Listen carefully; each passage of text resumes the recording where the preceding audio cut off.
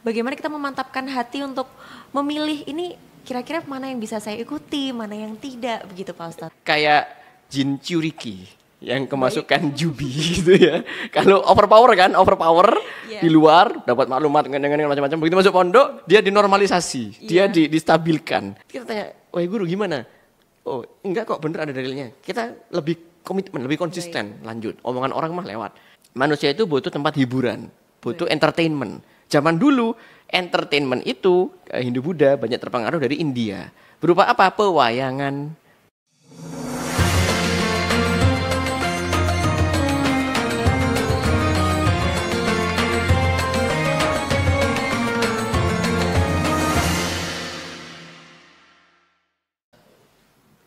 Assalamualaikum warahmatullahi wabarakatuh. Halo Sobat K, kali ini kembali lagi bersama Alifa dan Ustadz Hutri dalam dakwah milenial di K Radio.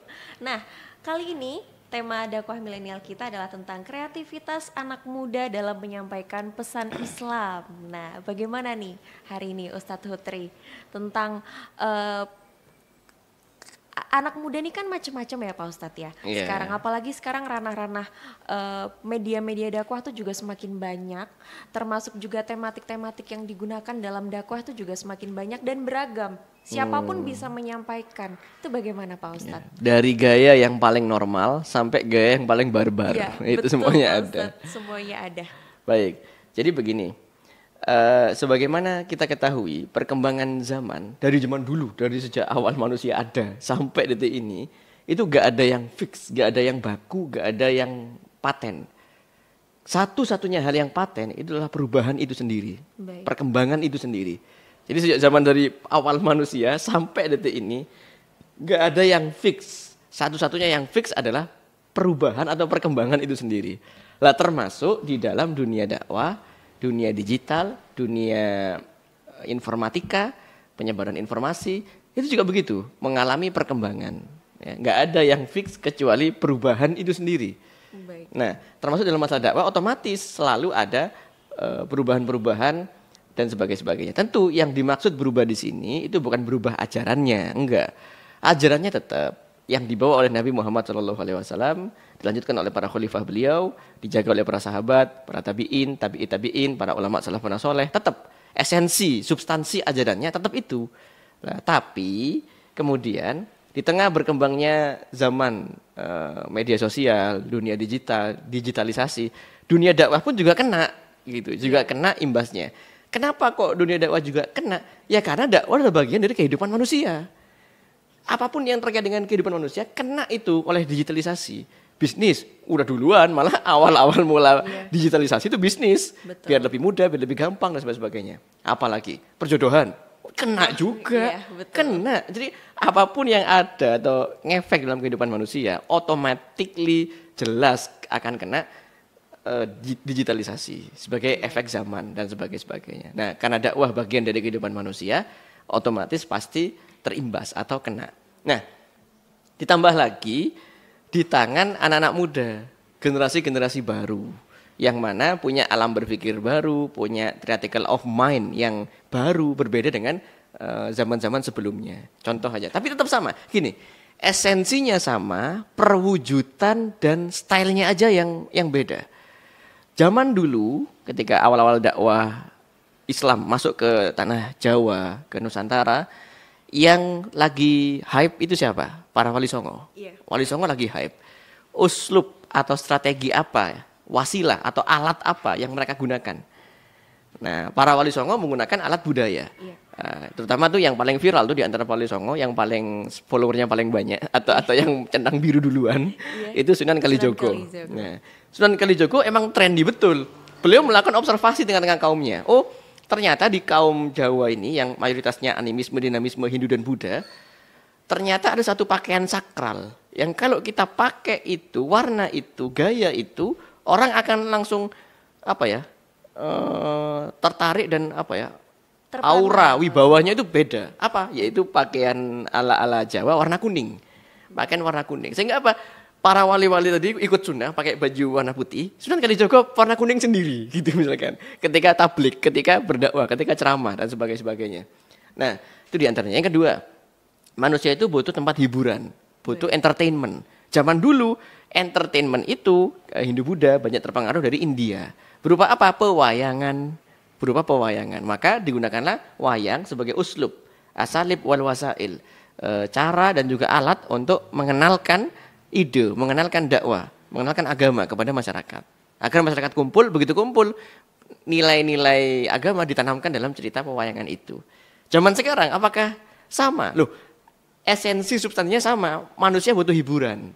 Cuman wayangnya bukan lagi wayang goplek, wayang kulit, wayang apa, bukan lagi Semar, kisah Mahabharata, sudah bukan itu. Apa kisahnya sekarang?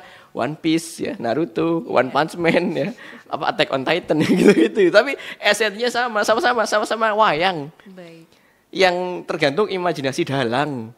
Ya, kalau dulu zaman keemasan budaya Jawa ya, awal-awal Wali Songo masuk ke sini, ya para dalang-dalang Jawa yang jadi narator utamanya. Nah, kalau zaman sekarang ya mungkin seperti Eiichiro Oda Sensei ya, dan sebagainya, para animator itu dan sebagainya.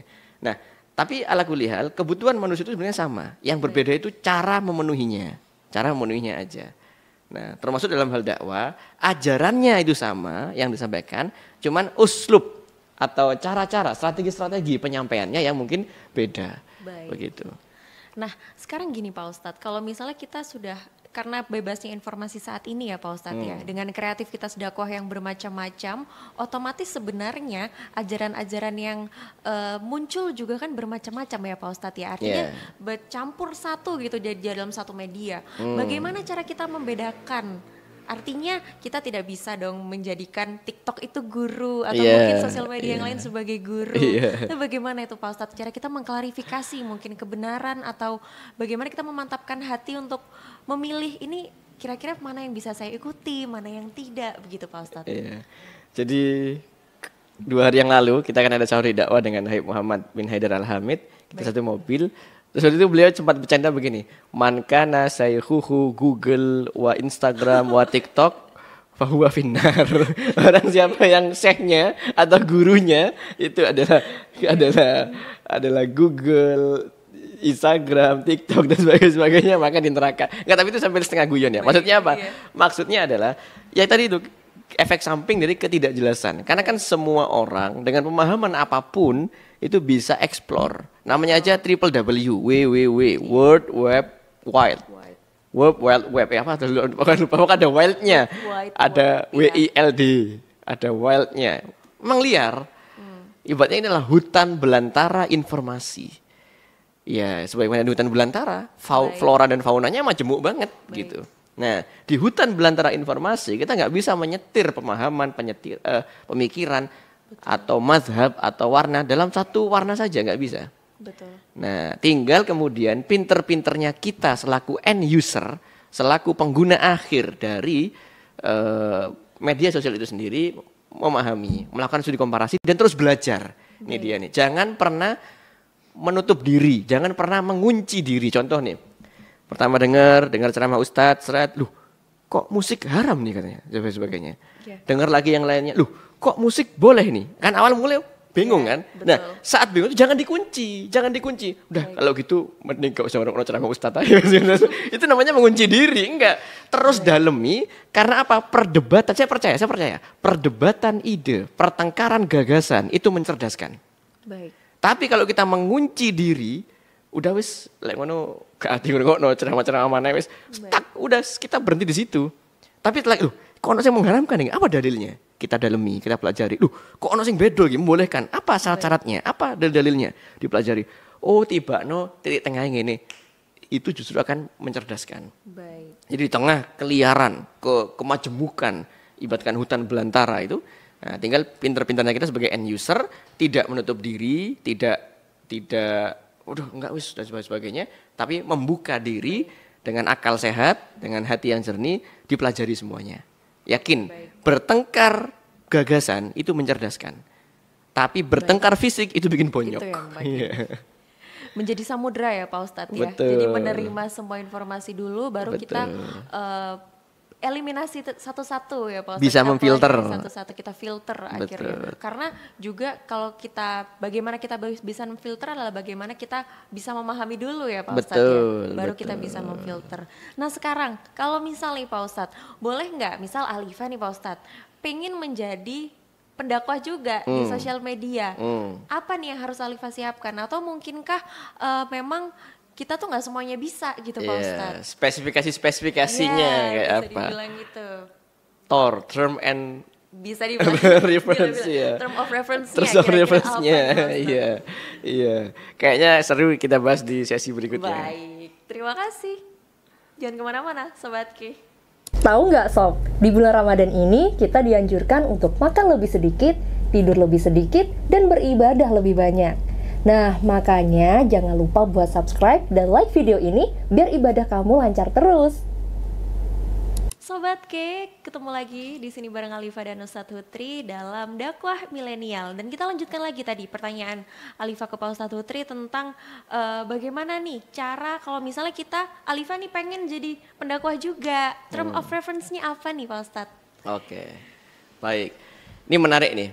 Karena banyak juga tuh perdebatan, komen-komen, baik dari kalangan ulama yang level atas, yang udah makom khusus, ikut ngomentari juga tuh fenomena para influencer dakwah, Iya, betul. gitu istilahnya. Makin pesat karena sekarang. Maupun para kaum yang receh-receh juga pada ada komen. Ini kok sekarang gini sih, kok gini sih? Iya sekarang lagi booming nih gini-gini gitu. Saya ikutin semua itu. Saya ikutin semua perkembangan pemikirannya mulai dari para ulama-ulama yang level tinggi lah ya, sampai yang kaum ngopi dan sebagainya. Kita ikuti apa yang bergelayut di dalam alam pikiran mereka. Ternyata begini. Satu, kita perlu pahami bahwa khitab atau seruan dakwah itu sifatnya memang mujmal, umum, global. Mujmal itu global, tanpa ada batasan siapapun. Jadi siapapun yang merasa muslim, siapapun yang merasa punya ikatan dengan Allah dan Rasulullah SAW dengan ajaran Islam, dia terkena ayat ud'u ila sabili rabbika bil hikmah. Ud'u, dakwahlah gitu. Lah yang nyuruh siapa? Allah. Untuk siapa? Gak ada untuk siapa? Untuk siapa? Ya yang merasa ada getaran hatinya ketika disuruh oleh Allah dalam Al-Qur'an. Jadi yang merasa Allah Tuhannya, Rasulullah SAW nabinya, Islam agamanya, Al-Quran kitab sucinya, kena oleh ud'u ila sabili rabbika ini, seruan ini. Berdakwahlah, ajak mereka ke jalan Tuhanmu. Bil hikmah, dengan hikmah. Nah, jadi yang pertama siapa saja. Itu khitab dakwah itu untuk siapa saja, tanpa terkecuali. Cuman memang dakwah itu kan butuh ilmu. Dakwah itu kan butuh ilmu, bukan asal kita brus gitu enggak, tapi butuh ilmu. Nah, di dalam nomenklatur atau struktur ilmu ini mau enggak mau kita butuh ulama. Kita tanya kepada ulama, kita tanya kepada ahli ilmu, kepada ahli fikih dan sebagainya. Supaya apa? Enggak nabrak-nabrak. Gitu. Karena kita pengennya menginspirasikan kebaikan, karena mungkin belum lengkap ilmunya, jadi salah-salah dan sebagainya. Duh, terus gimana dong? Apakah kita nunggu alim dulu baru kemudian dakwah? Sampai ilmunya tinggi dulu baru kemudian dakwah, atau ya dakwah aja tanpa perlu ilmu dan sebagainya, dua-duanya sama-sama salah. Yang benar itu yang titik tengah. Apa? Teruslah berdakwah sambil lalu tanpa henti mengupgrade ilmu di saat yang sama. Gitu. Nah, makanya hatta bahkan para influencer dakwah pun sampai hari ini, siapa contohnya yang di TikTok, Husain Basaiban, Agam Fahrul, terus siapa lagi? Ada banyak lah yang di TikTok maupun di Instagram. Gak berhenti berguru sampai hari ini. Ada masayikhnya itu, ada masayikhnya. Ya mungkin saat berguru, saat kulaan ilmu gak dipublis. Atau ya sebagian dipublis tipis-tipis lah ya. Tapi ya konten utamanya sesuai dengan gaya mereka. Tapi di balik layar mereka tetap kulaan ilmu. Jadi tetap dakwah lanjut. Sambil kemudian yang kedua, kulaan ilmu gak berhenti-berhenti. Nah, nanti kan juga ada guru atau ada mentor yang mengontrol, ada yang mengecek dan sebagainya. Kalau mungkin satu waktu, dua waktu kebablasan atau salah, kan ada kemungkinan salah ucap, salah pendapat. Manusia ya Pak Ustadz. Manusiawi dan sebagainya. Tapi kalau tanpa guru, kita nggak tahu. Yang terjadi kontroversi. Kok ini bilang gini? Tapi kalau ada guru, kita tanya, wahai guru gimana? Oh, enggak kok, bener ada dalilnya. Kita lebih komitmen, lebih konsisten, lanjut. Omongan orang mah lewat. Tapi kalau guru bilang, oh enggak itu salah emang, kamu berlebihan, astagfirullah, istighfar, dan kemudian memperbaiki diri, enak. Baik. Jadi term of reference, SOP dan juga syarat. Yang pertama adalah dakwah itu untuk semua, tapi ingat harus punya guru, harus punya pegangan. Kita kalau langsung mendalami Al-Quran dan Sunnah, Al-Quran dan Sunnahnya bagus, gak jelek. Tapi akal kita yang gak nutut. Dengan adanya guru, itu menjembatani agar akal kita untuk memahami Al-Quran dan Sunnah yang gak nutut itu menjadi nutut. Nah, kalau guru kan berguru lagi ke gurunya ke gurunya lagi, gurunya sampai nyambung kepada para imam-imam mazhab, sampai nyambung kepada Rasulullah Shallallahu Alaihi Wasallam. Nah, tradisi berguru ini yang tetap wajib dipertahankan meskipun jadi influencer dakwah, meskipun jadi selebgram dakwah dan sebagainya. Dan faktanya saya gabung ke circle mereka itu, di grup-grup mereka juga.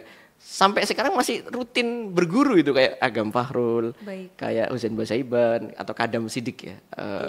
Dan lain-lain sebagainya. Karena mereka juga salah satu tokoh ini ya Pak Ustadz ya. Kalau Kadam Sidik juga anak Jawa Timur juga. Iya, Madura lagi. Madura lagi. Jember juga kan rata-rata Madura. Jadi di sini juga hype juga dia si Ustadz Kadam Sidik ini.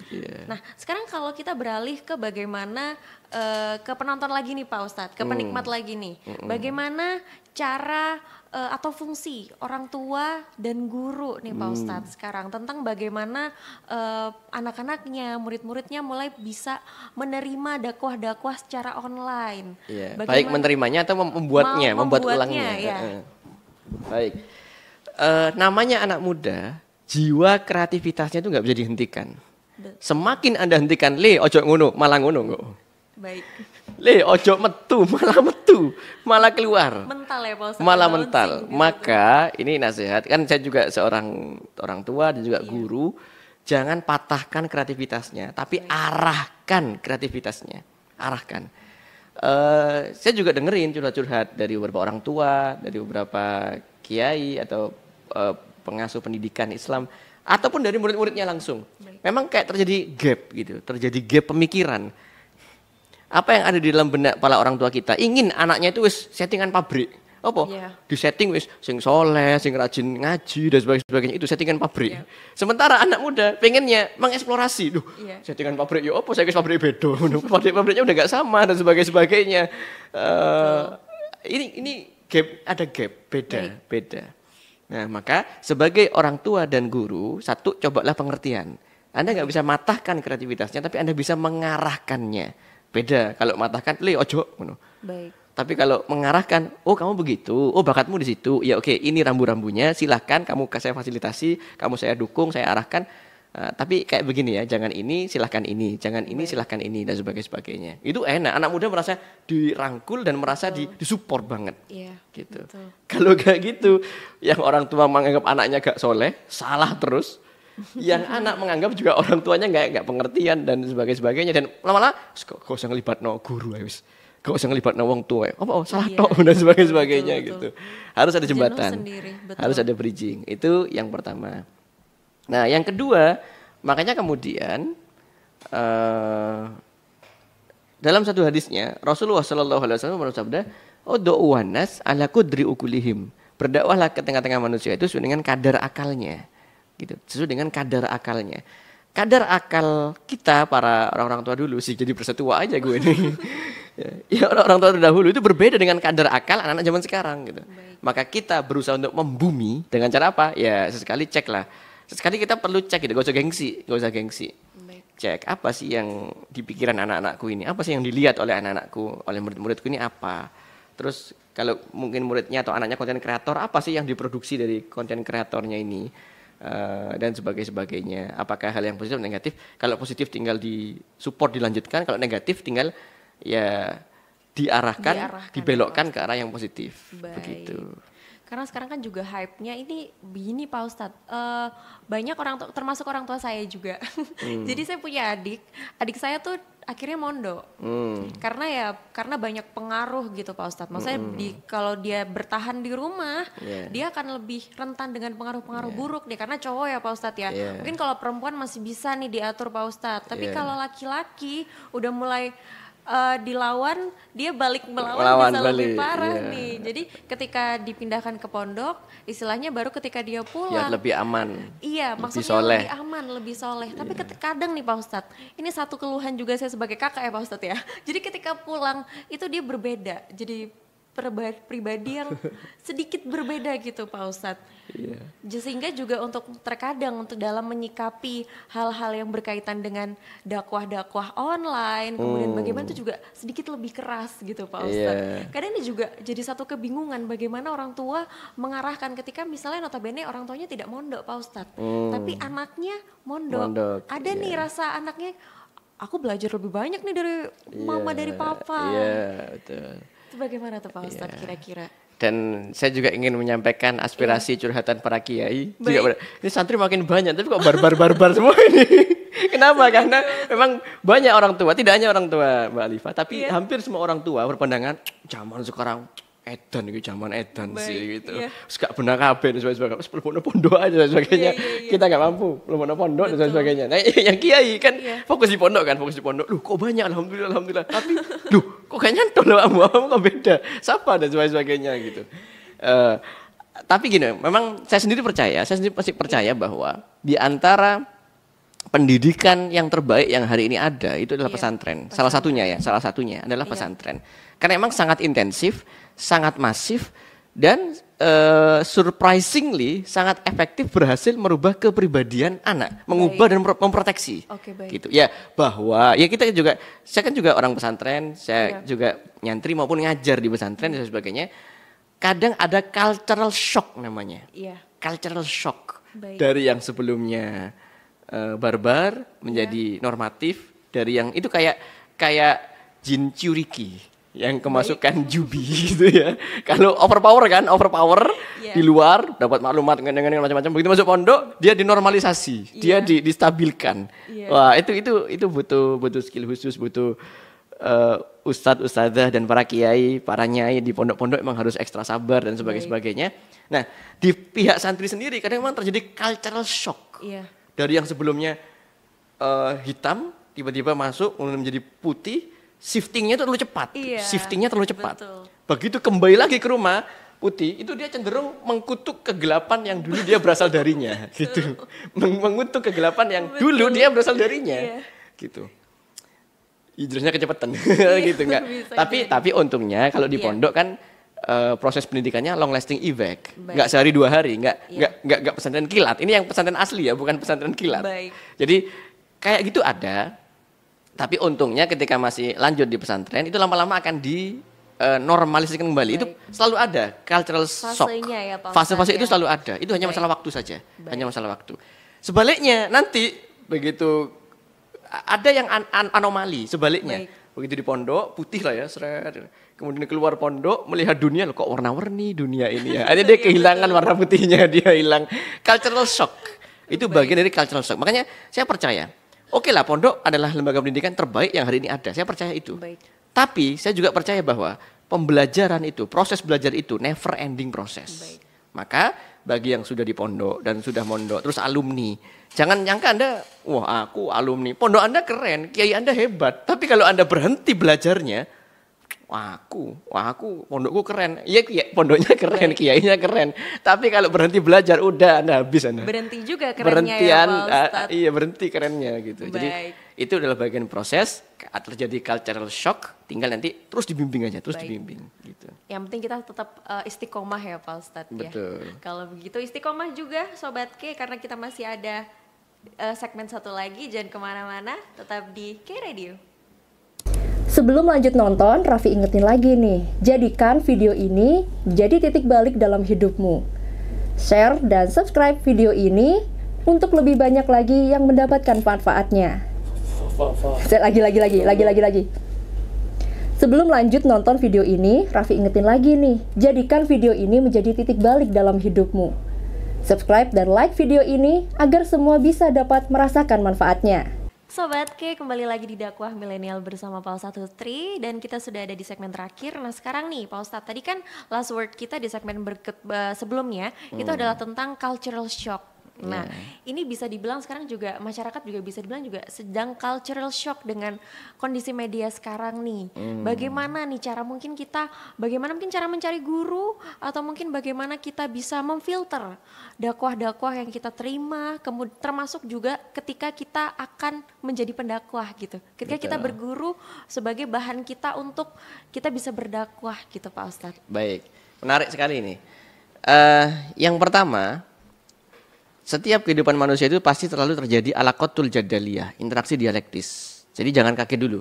Mulai sejak zaman Nabi Adam sampai nanti manusia terakhir selalu ada interaksi dialektis. Baik. Ada kadangnya kita pro, ada saat-saat kontra, Baik. ada saat-saat sepakat, dan ada saat-saat enggak sepakat. Itu selalu ada. Apalagi ditambah dengan dimensi digital. Baik. Yang itu liar sekali, World Web Wild. Benar-benar seperti hutan belantara.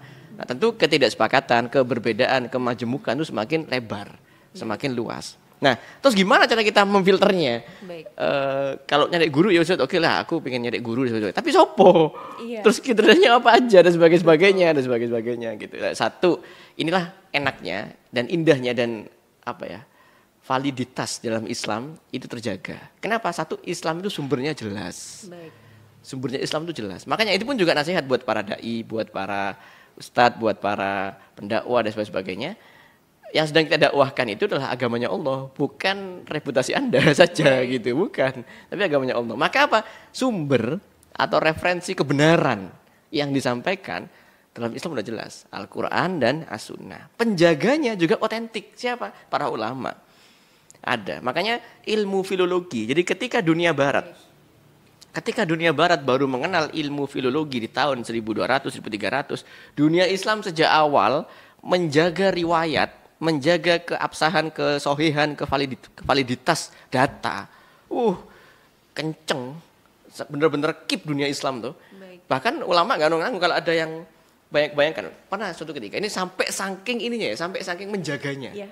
Imam Bukhari itu jauh-jauh hari jalan kaki mengumpulkan hadis dan sebagainya. Ada katanya orang nyimpan hadis dari Nabi Muhammad SAW belum termaktub dalam Sahih Bukhari. Baik. Datang beliau, dicek orangnya, untuk ketemu langsung orangnya, dicek baik apa enggaknya. Suatu ketika orang ini sholat tanpa pakai penutup kepala.